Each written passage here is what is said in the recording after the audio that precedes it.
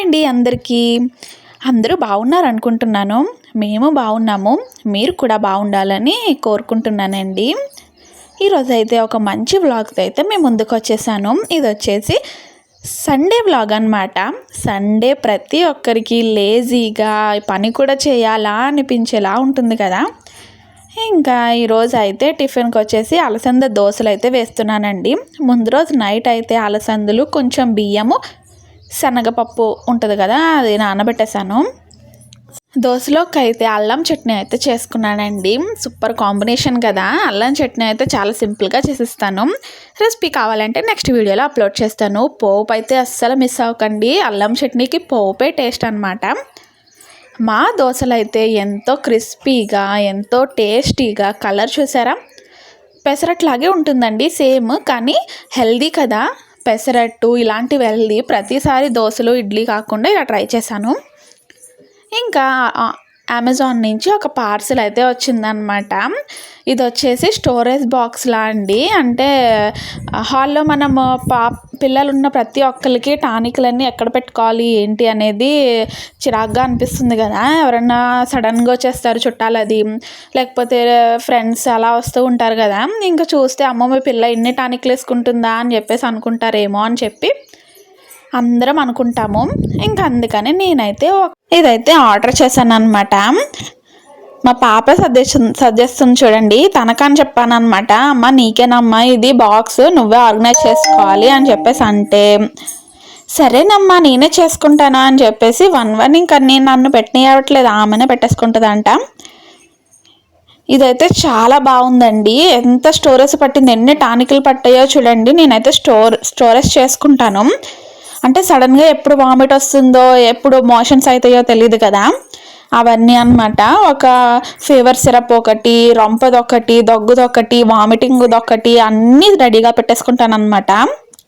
ఇంక ఇది వచ్చేసి మా టీపై దగ్గర, అంటే హాల్లో టీపై ఉంటుంది కదా, అక్కడైతే పెట్టేసుకుందాం అని చెప్పేసి ఇదైతే ఆర్డర్ చేశాను. చాలా రోజులైంది ఆర్డర్ చేసి, ఈరోజు వచ్చిందనమాట. ఇంకా అది కూడా తనే పెట్టేస్తుందంట. పిల్లలు అంతే కదండి, ఆడపిల్లలు అంటే ముందే ఏదన్నా పని అమ్మ చేస్తుందంటే దానికి వెనకాల వాళ్ళు చేయాలి అని చెప్పేసి అనుకుంటారనమాట. చూడండి, మీకు నచ్చిందా? నచ్చితే ఒక లైక్ చేసేయండి. నాకైతే చాలా నచ్చిందనమాట. ఇది వచ్చేసి ఇంక ఇక్కడైతే ఆర్గనైజేషన్ కింద ఇలా పెట్టేస్తాను. హాల్లో ఇలాంటి క్యూట్ ఉంటే బాగుంటాయి కదా. ఇంకా లంచ్లోకి వచ్చేసి చేప అయితే తెచ్చారండి. చేప ఎగురు అంటే పొట్ట ముక్కలు ఉంటాయి కదండి, అవేమో ఎగురు పెట్టాను. ఇంకా మిగిలిన ముక్కలు ఉంటాయి కదండి, అవి అయితే పులుసు అయితే చేసేసానండి. ఇంకా 3 పీసెస్ అయితే పక్కన పెట్టి ఈవినింగ్ ఫ్రై చేద్దామని చెప్పేసి మ్యాగ్నేట్ చేసి పెట్టేశాను. ఇంకా లంచ్ అన్నీ అయిపోయాక సూపర్ మార్కెట్కి అయితే వచ్చామండి. ఈవినింగ్ అయ్యేటప్పటికి కొన్ని సరుకులు అయితే తీసుకోవాలని చెప్పి. ఎన్ని తీసుకున్నా తక్కువ అవుతాయండి మనకి ఇంట్లో. అది చేయాలంటే కొంచెం ఏదో తక్కువ అవుతుంది. ఇంకా సడన్గా మనము సూపర్ మార్కెట్కి వెళ్ళాల్సి వస్తుంది, లేకపోతే మా హస్బెండ్ ఆఫీస్ నుంచి వచ్చేటప్పుడు తెమ్మని చెప్తాను. ఇలానే ఉంటుంది కదా. ఇంకా అందుకని ఈసారి అయితే ఎక్కువనే తీసేసుకున్నాను. ఒక మంత్కి అంతా ఇంకా మళ్ళీ సూపర్ మార్కెట్కి వెళ్ళకుండా, వెళ్తే మళ్ళీ ఏదో ఒకటి చాక్లెటో లేకపోతే బిస్కెట్ ఎక్స్ట్రా ఖర్చు అనమాట. ఇంకా ఈసారి అలా కాదని ప్రతిదీ ఎక్కువ తీసేసుకున్నాను. మ్యాక్సిమం నేనైతే 2 months వచ్చేస్తాయి అనుకుంటా. ఇంకా ఇంటికి వచ్చేసాక రైస్ అయితే పెట్టేసి ఇక్కడైతే ఫిష్ ఫ్రై అయితే చేసేస్తున్నాను. అల్లం వెల్లుల్లి అనమాట. నేనైతే నాన్ వెజ్ ఐటమ్స్ అంటే బిర్యానీ ఇలాగ నాన్ వెజ్ అమ్మని చేస్తాం కదండి, fish fry, egg fry, chicken fry, ఇలాంటి వాటికైతే నేను అల్లం వెల్లుల్లి పేస్ట్ ఫ్రెష్గా దంచుకుంటాను అనమాట. మామూలుగా మిగిలిన కర్రీలోకి వేసుకున్నది అయితే ఫ్రిడ్జ్లో స్టోర్ చేసుకుంటాను. కారము, ఉప్పు, పసుపు, ధనియాల పొడి, గరం మసాలా వేసేసుకొని కొంచెం ఆయిల్ వేసుకొని కలుపుకోవాలన్నమాట. ఆయిల్ వేసుకుంటే ముక్కకి బాగా పడుతుందన్నమాట. నేను ప్రతి ఫ్రై చికెన్ కానీ మటన్కి కానీ, ఇంకోటి నేను వెజ్ ఫిష్ ఫ్రై అని చేశానండి లాస్ట్.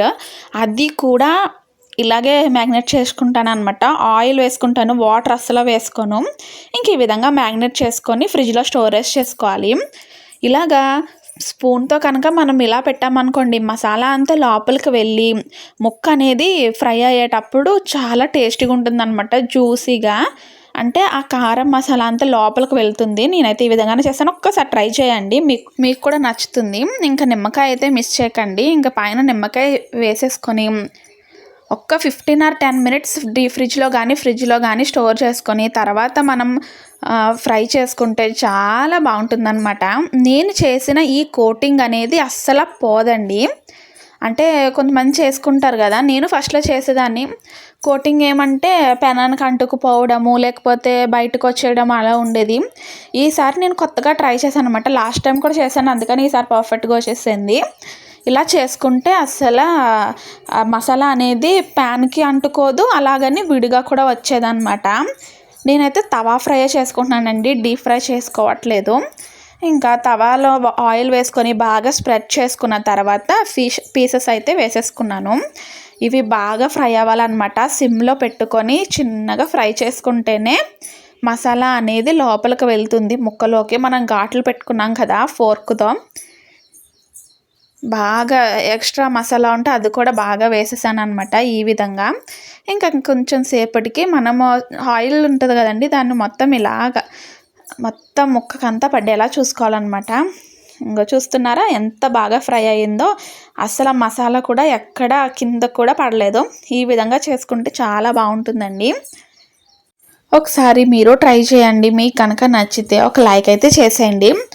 మా ఫిష్ ఫ్రై అయితే ఈ విధంగా రెడీ అయిపోయిందనమాట. టైం వచ్చేసి 9 అయిపోయింది. ఇంక ఇప్పుడైతే తినేయాలన్నమాట. మళ్ళీ తొందరగా పడుకోకపోతే రేపైతే లెగలేము. ఓకేనండి, వ్లాగ్ ఇక్కడితో ఎండ్ చేస్తున్నాను. బాయ్.